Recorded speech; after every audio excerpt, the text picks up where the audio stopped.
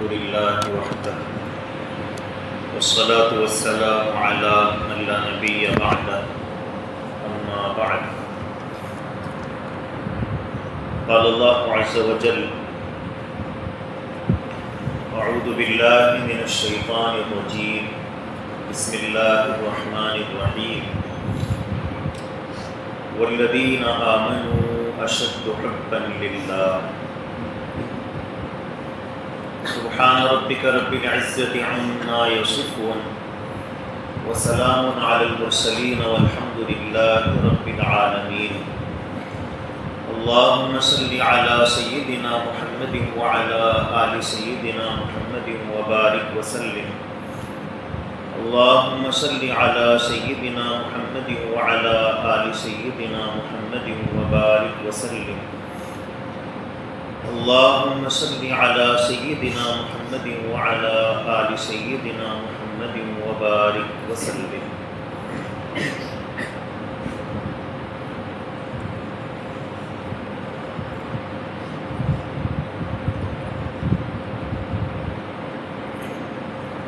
قرآن کریم میں اللہ تبارک و تعالی فرماتے ہیں کہ جو لوگ ایمان والے ہیں وہ اللہ سے بہت محبت کرتے ہیں۔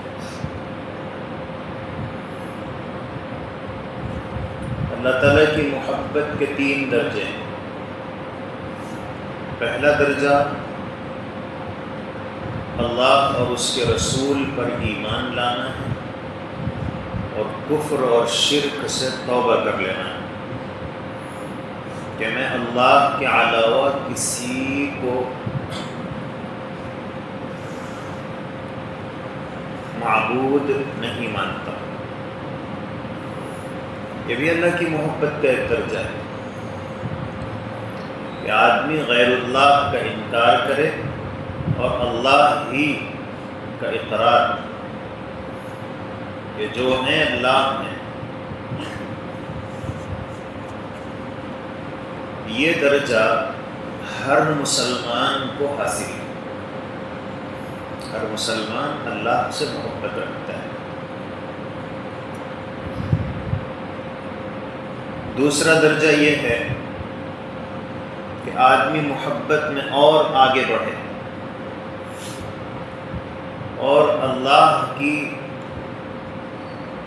مرضی کو دیکھے کہ اللہ چاہتے کیا ہے۔ اللہ نے جن چیزوں کا حکم دیا ہے وہ ان پر عمل کرتا ہے اور جن چیزوں سے اللہ نے منع فرمایا ان سے رکتا ہے۔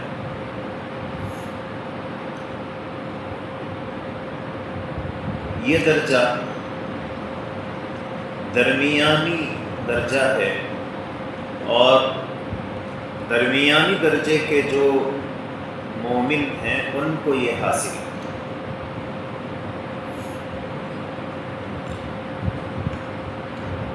اور ہم لوگ اس درمیانی درجے میں بھی درمیان میں،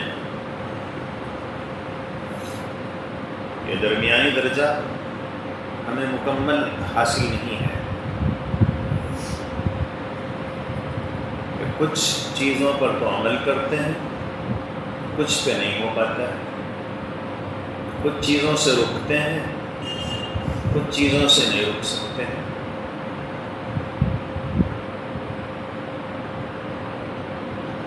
اور ظاہر ہے کہ اس سے اعلیٰ جو درجہ ہے وہاں تک پہنچنے کے لیے تو ہمیں بہت محنت کرنی پڑے گی۔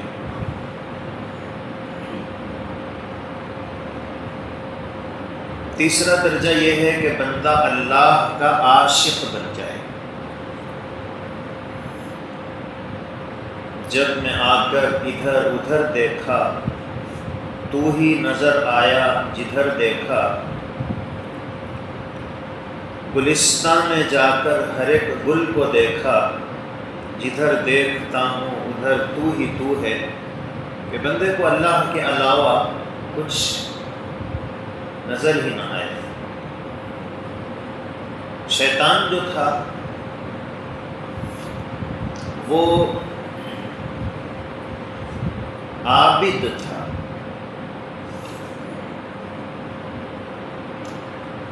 آسمان کا کوئی چپا ایسا نہیں ہے جہاں اس نے اللہ کے لیے سجدہ نہ کیا.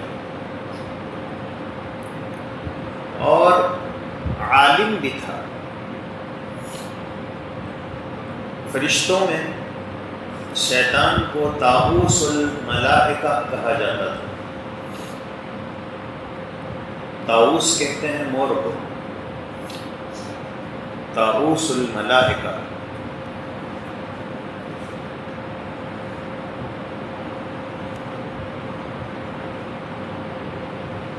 عالم تھا. تو جب اللہ نے کہا کہ اسجدوا لآدم، تو اس نے اپنا علم سامنے کیا کہ آپ نے مجھے آگ سے پیدا کیا ہے، اور آگ کی خاصیت ہے علو، بلندی. نیچے جلائیں گے تو بھی اوپر جاتی ہے. اور آدم کو آپ نے مٹی سے پیدا کیا ہے، اوپر بھی ڈالیں گے نیچے چلے جاتے. تو یہ اعلیٰ چیز ادنا کے سامنے کیسے جھکے گی؟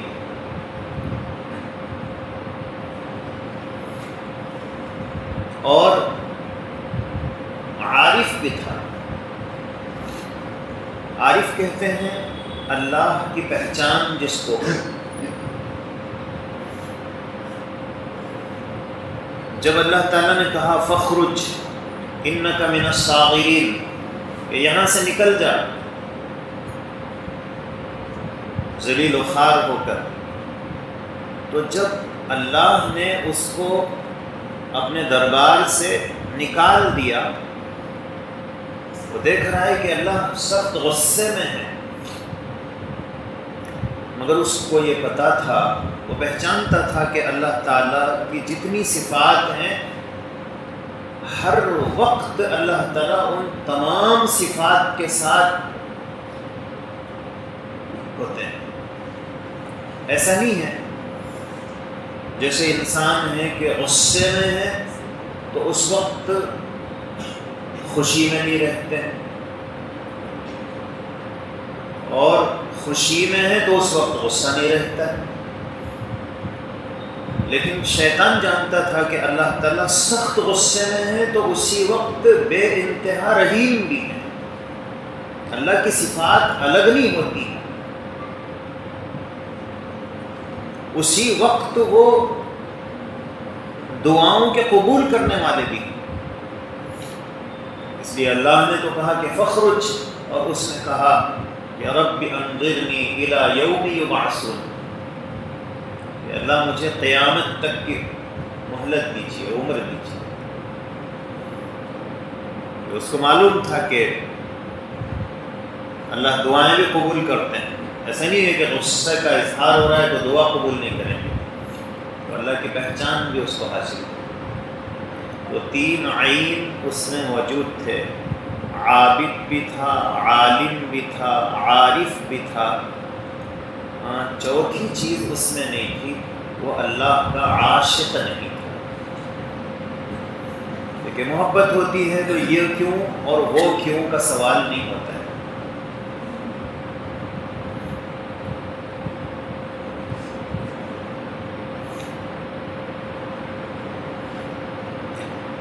جس سے محبت ہوتی ہے اس کے لیے ہر تکلیف برداشت کرنے کے لیے آدمی تیار ہو جاتا ہے.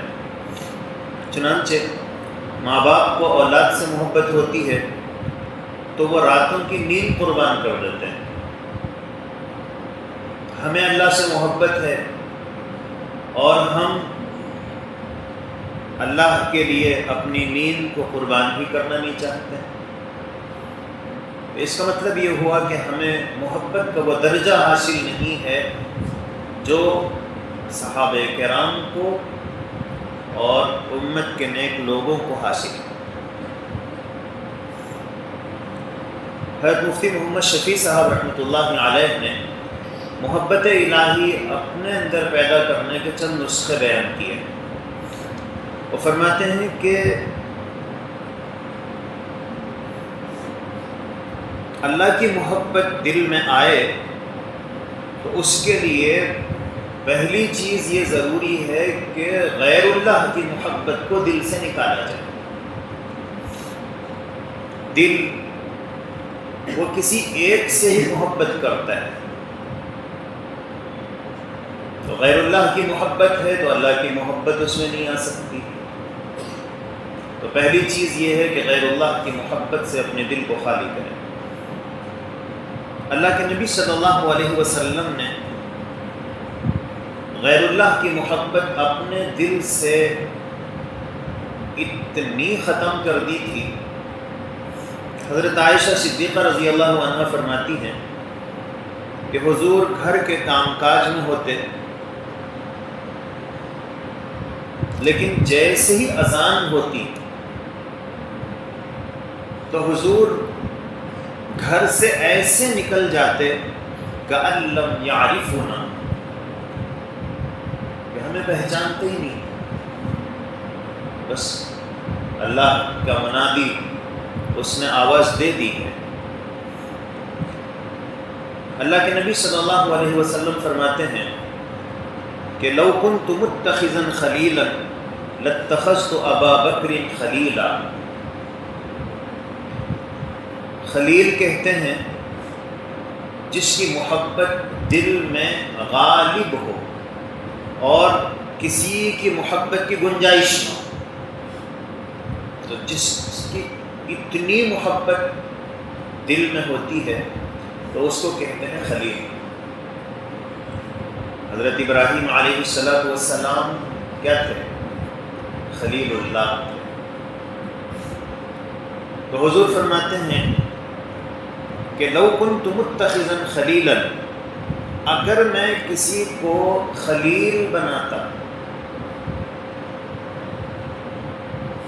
تو لاتخذت ابا بکر خلیلا، تو میں حضرت ابو بکر کو اپنا خلیل بناتا، لیکن میرے خلیل تو اللہ۔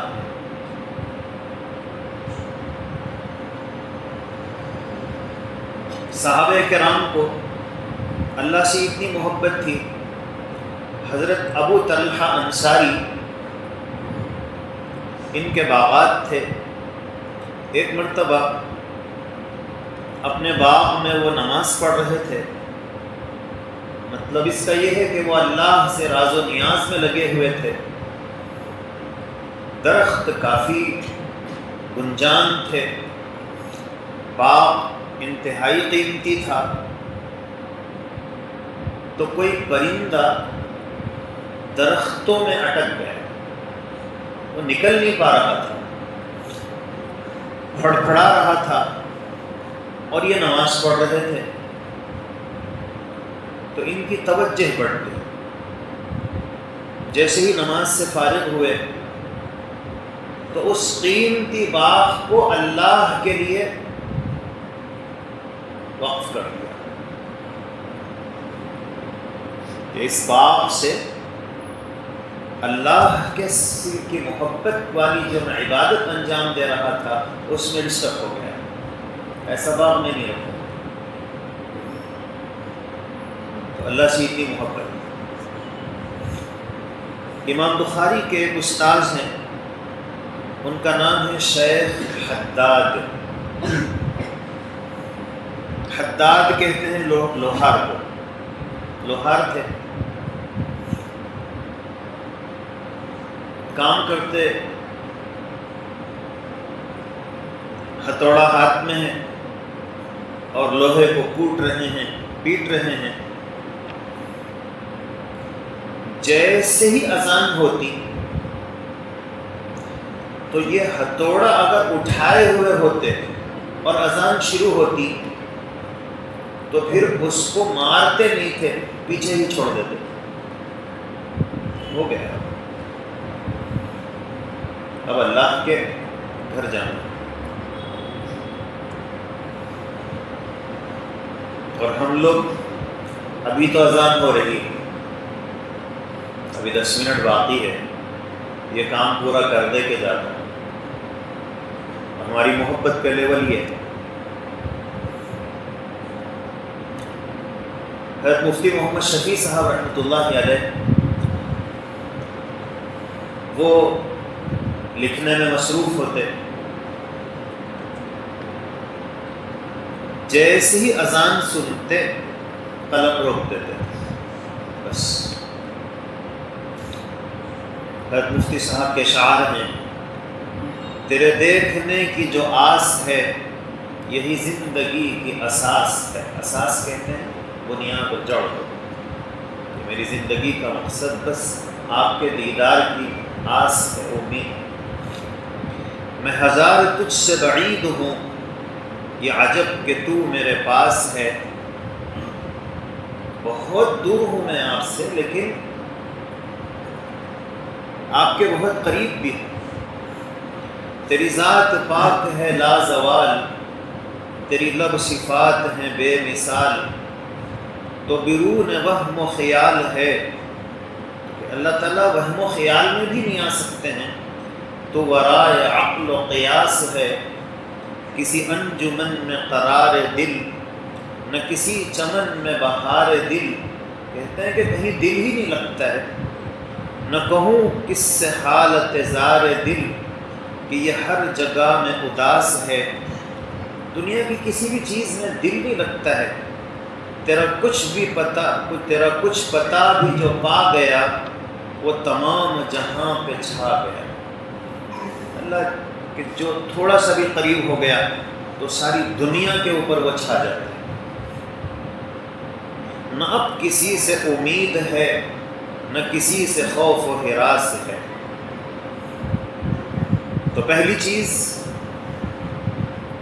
ما سوی اللہ کی محبت کو اپنے دل سے نکالنے کی کوشش کریں۔ دیکھیے، استعمال کرنا وہ منع نہیں ہے،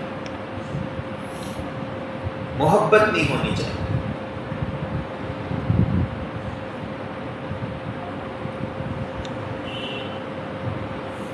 محبت اللہ سے۔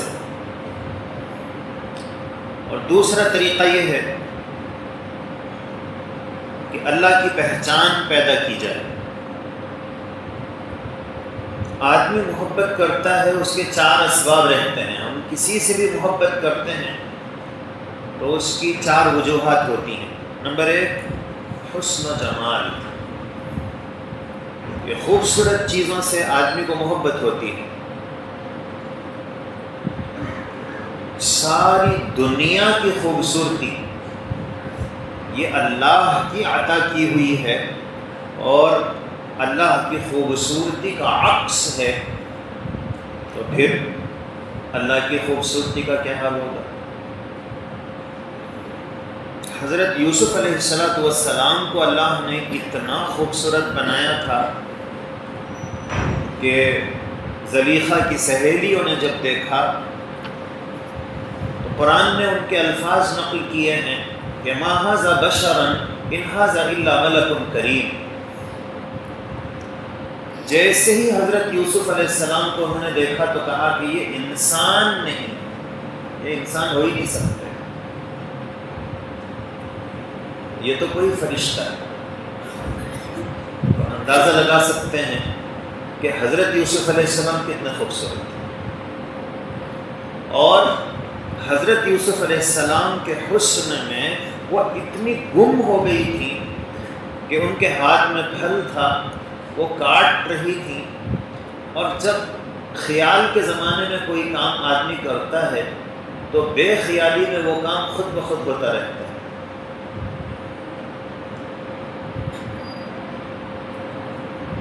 تو وہ ایسے ان کے خیالات گم ہو گئے اور ایسی وہ محو ہو گئی حضرت یوسف علیہ السلام کی خوبصورتی میں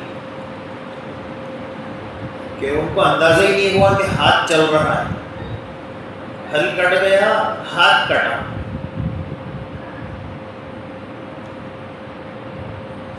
اور بے ساختہ زبان سے یہ الفاظ۔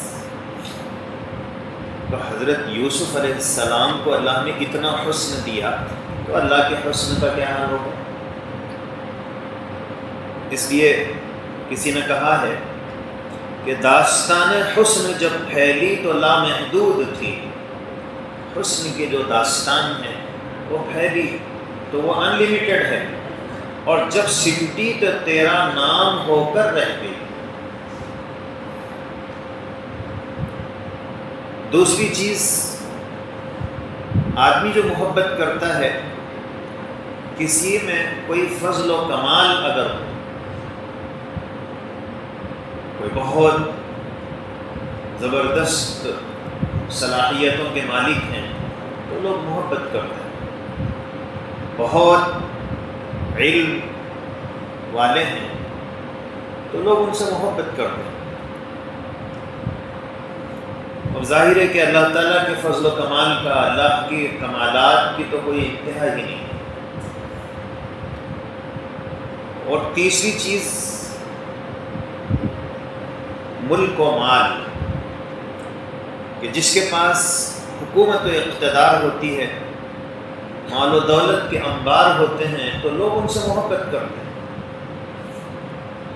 اللہ نے اپنا تعارف کرایا، وَلَهُ الْكِبْرِيَاءُ فِي السَّمَاوَاتِ وَالْأَرْضِ، آسمانوں اور زمین میں بڑائی اسی کے پاس ہے۔ وَهُوَ الْعَزِيزُ الْحَكِيمُ، اس کا اقتدار بھی کامل ہے، عزیز ہے، زبردست طاقتوں کا مالک ہے، اور حکیم ہے، حکمت میں بھی کامل ہے۔ اللہ تعالیٰ فرماتے ہیں وَإِن مِّن شَيْءٍ إِلَّا عِندَنَا خَزَائِنُهُ، کوئی چیز ایسی نہیں ہے جس کے خزانے ہمارے پاس نہیں، بے حساب خزانے۔ وَمَا نُنَزِّلُهُ إِلَّا بِقَدَرٍ مَّعْلُومٍ، لیکن ہم دنیا میں حساب سے اتارتے ہیں۔ ہمارے جو خزانے ہیں اگر ہم ایک ساتھ انسانوں کے اوپر نازل کر دیں تو انسانی آبادی رہ نہیں سکتی۔ پانی کے خزانے، ہوا کے خزانے، اللہ تعالیٰ انسانوں کے اس دنیا میں ان کو باقی رکھنا ہے تو اس حساب سے پانی نازل کرتے ہیں۔ اللہ کے خزانوں کا اندازہ لگانے کے لیے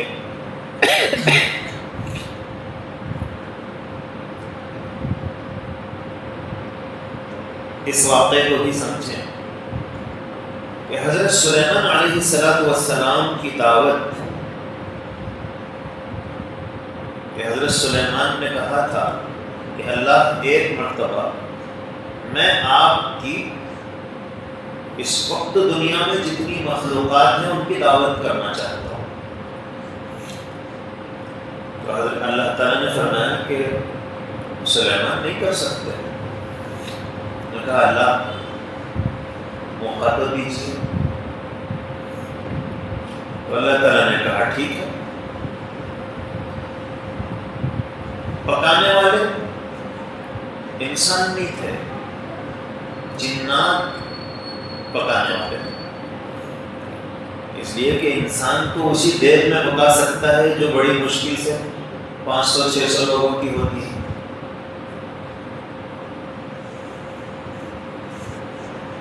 اور دعوت تو پوری دنیا کے لوگوں کی کرنی تھی، تو اس لیے بہت بڑی بڑی دیگیں بنوائی گئی، اور اس میں انسان نہیں پکا سکتے تھے، اس لیے جنات ان کو لگایا گیا کہ تم پکاؤ۔ اور جنات کب تک پکاتے رہے؟ 1 مہینے تک پکاتے رہے۔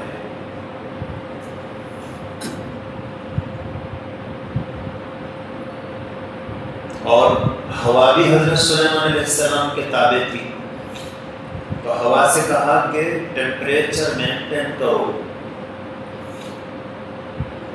جہاں کھانا بنا کر رکھا گیا تھا وہ پورے ایریے کو فریج بنا دیا گیا کہ کھانا خراب نہیں ہو۔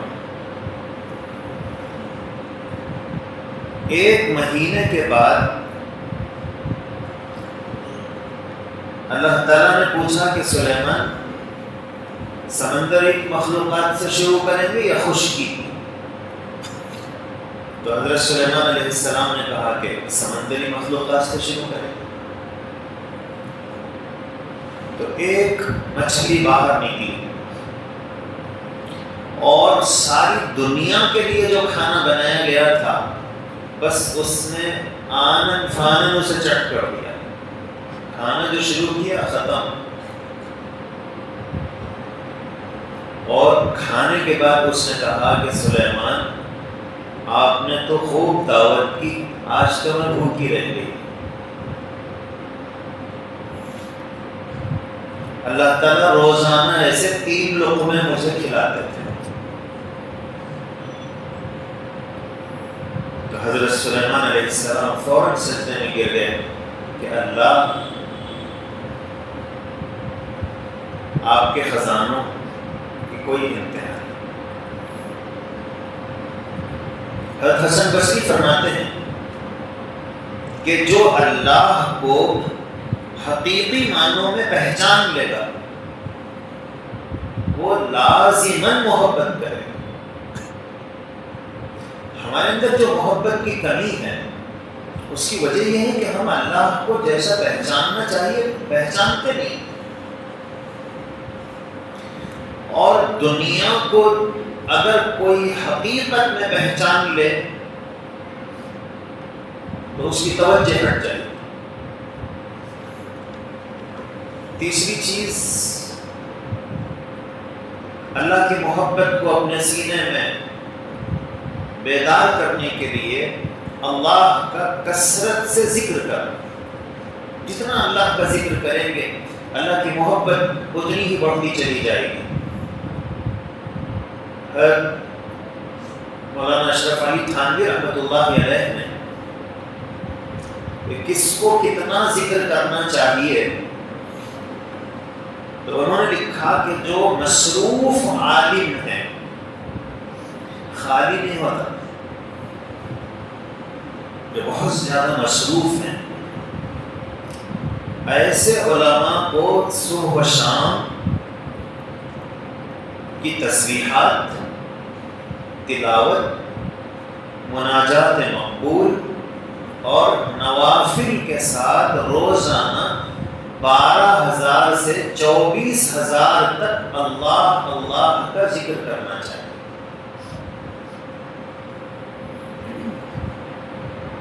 خالی 12,000 سے 24,000 تک صرف ذکر نہیں, ان سب چیزوں کے ساتھ.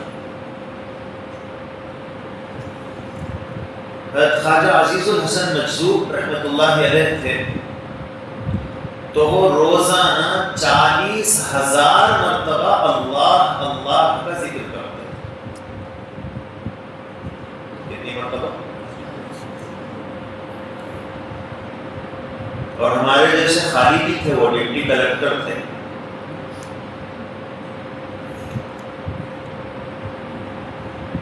تو ہم تو بہت بزی.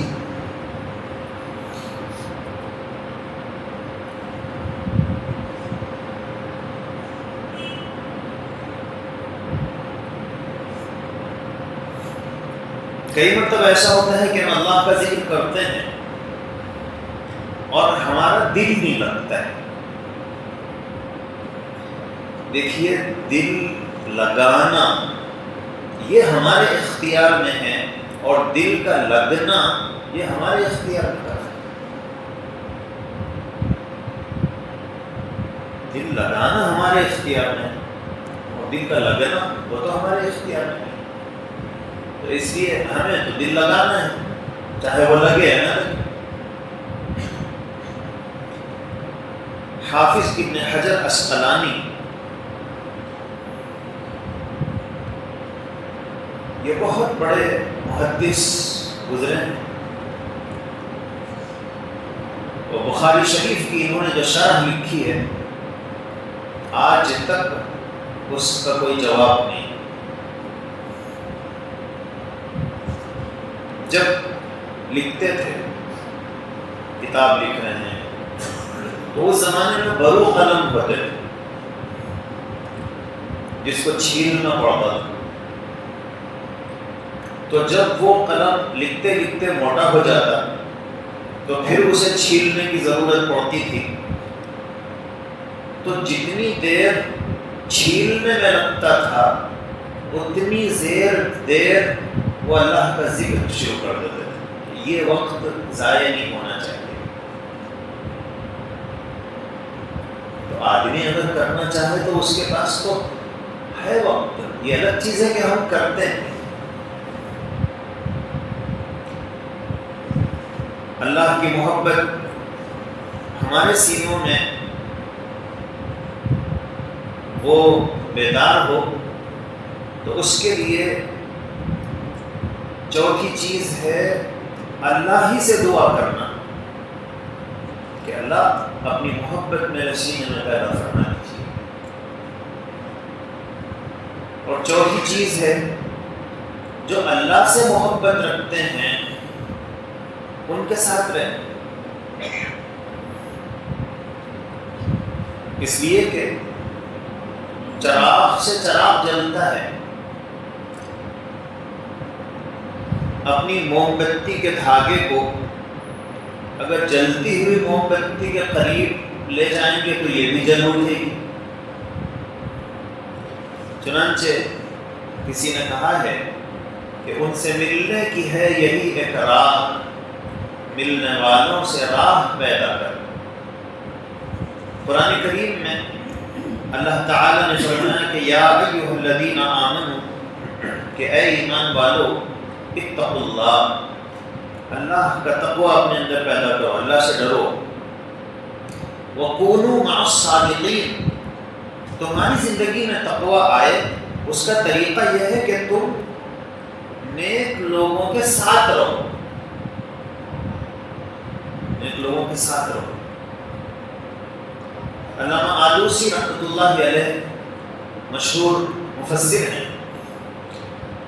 وہ فرماتے ہیں اس آیت کی تفسیر میں کہ تم ان کے ساتھ اتنا رہو کہ کونوا مثلہم، ان کے جیسے ہو جاؤ. اور یہ جو آیت ہے، یہ آیت جب تک موجود ہے نیک لوگ دنیا میں موجود رہیں گے.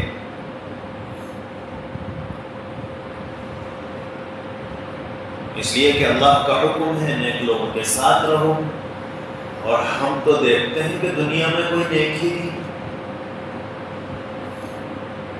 ہماری تو ذہن سمجھ یہی بتلاتی ہے کہ کون ہے نیک. اور قرآن اللہ فرما رہے ہیں کہ نیک لوگوں کے ساتھ رہو، تو اس کا مطلب یہ ہے کہ نیک لوگ ہیں، ہم نہیں پہچان. اب نیک لوگ کون ہیں اس کو دیکھنے کا آسان طریقہ یہ ہے کہ مجھ سے بہتر کون ہے یہ دیکھ لیا جائے. تو پھر بہت سارے لوگ ملیں گے. لیکن اگر ہم یہ دیکھنا شروع کریں کہ حضرت عمر فاروق کہاں ہیں، تو اب وہ تلنگانہ میں کہاں سے ملیں گے؟ حضرت عمر فاروق تو ایک ہی تھے. وہ ہم اگر یہ تلاش کرنا شروع کریں کہ حضرت خواجہ معین الدین چشتی اجمیری کہاں ہیں، کریم نگر میں ہے یا جگتیال میں، تو خواجہ معین الدین چشتی اجمیری کریم نگر اور جگتیال میں کہاں ہیں؟ وہ تو اجمیر میں ہیں، ان کا تو انتقال ہو گیا ہے.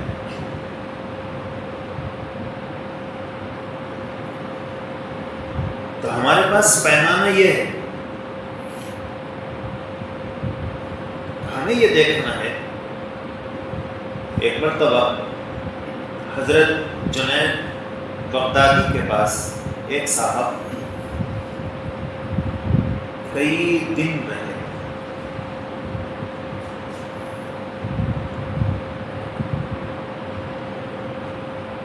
ایک دو مہینے. اس کے بعد پھر وہ جانے لگے.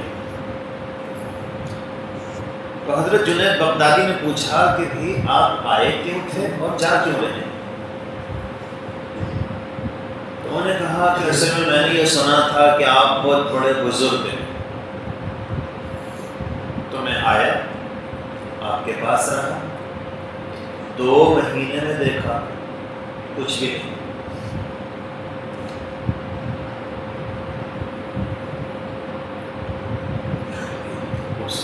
اس کے ذہن میں تھا کہ بھی بزرگ کا مطلب کبھی ہوا میں اڑنا، کبھی پانی پہ چلنا، کچھ حیرت انگیز چیزیں ظاہر ہونا چاہیے، کرامتیں ظاہر ہوں تو جب سمجھ میں آئے گا بزرگ میں۔ تو اس نے کہا کہ میں نے تو کوئی کرامت ہی نہیں دیکھی آپ کی، اس لیے جا رہا ہوں۔ تو حضرت جنید بغدادی نے فرمایا کہ تم کتنے دن سے تھے؟ تو کہا 2 مہینے سے۔ تو حضرت جنید بغدادی نے فرمایا کہ اس 2 مہینے میں تم نے مجھے کوئی کام سنت کے خلاف کرتے ہوئے دیکھا؟ تو کہا کہ نہیں۔ تو حضرت جنید بغدادی نے فرمایا کہ یہی سب سے بڑی کرامت ہے کہ آدمی زمین پر اللہ کے رسول صلی اللہ علیہ وسلم کے طریقے کے مطابق چلتا ہے۔ باقی ہوا میں اڑنا یہ کون سے کمال کی چیز ہے؟ وہ تو مکھی بھی اڑتی ہے۔ پانی پہ چلنا کون سا کمال ہے؟ وہ تو معمولی تنکے بھی پانی کے اوپر بہتے ہیں۔ اصل کمال یہ ہے کہ اس زمین پر آدمی اللہ کے رسول صلی اللہ علیہ وسلم کے طریقے کے مطابق زندگی گزارے۔ تو اس لیے کون بزرگ ہے، کون نیک ہے، یہ جاننے کا طریقہ یہ نہیں ہے کہ ان کو ہوا میں اڑتا ہوا دیکھیں گے تب بزرگ سمجھیں گے۔ سنت کے مطابق زندگی ہے، بس یہی نشانی ہے۔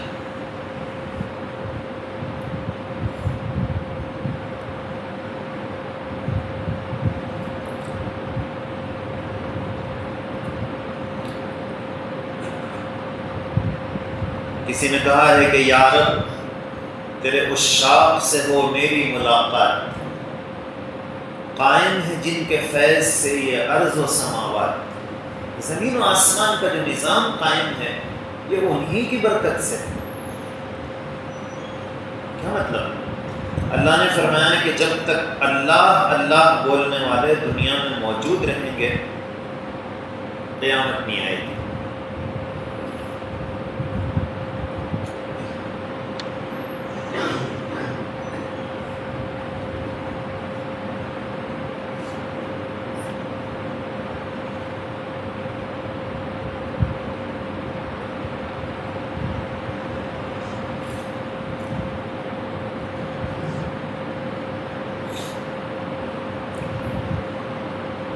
حضرت موسیٰ علیہ السلام نے اللہ تعالیٰ سے دعا فرمائی کہ اللہ میں آپ کے محبوب بندوں سے ملنا چاہتا ہوں، نشانی بتا دیجئے، کیونکہ سب دیکھنے میں ایک جیسے نظر آتے ہیں، لیکن ان میں کچھ ایسے ہیں جو عرش پر ہیں اور کچھ ایسے ہیں جو فرش پر۔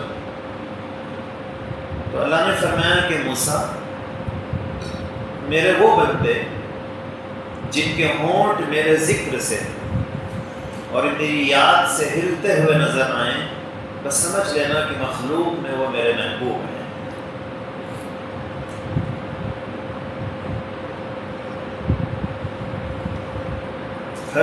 حکیم الامت مولانا اشرف علی تھانوی رحمۃ اللہ علیہ اس پر بہت زور دیتے تھے کہ اللہ والوں کے پاس صرف اس نیت سے جائے کہ میرے دل میں اللہ کی محبت غالب آ جائے، اور ما سوی اللہ کی محبت دل سے نکل جائے۔ ہمارا یہ جو دل ہے وہ کسی نہ کسی سے تو محبت کرتا ہی ہے۔ چنانچہ کسی نے کہا ہے کہ انسانی جسم کے ہر عضو کے الگ خاصے ہیں۔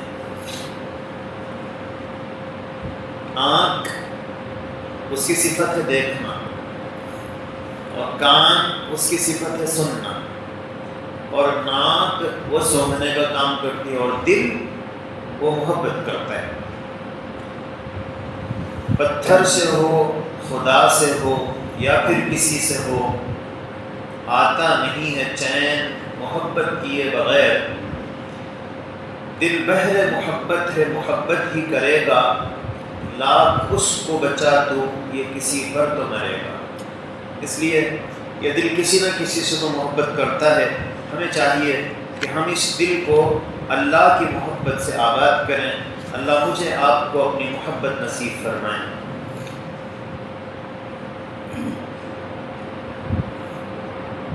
اقبال نے کہا ہے،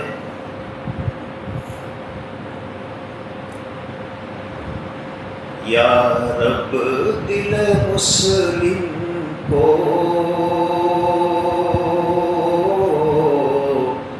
وہ زندہ تمنا دے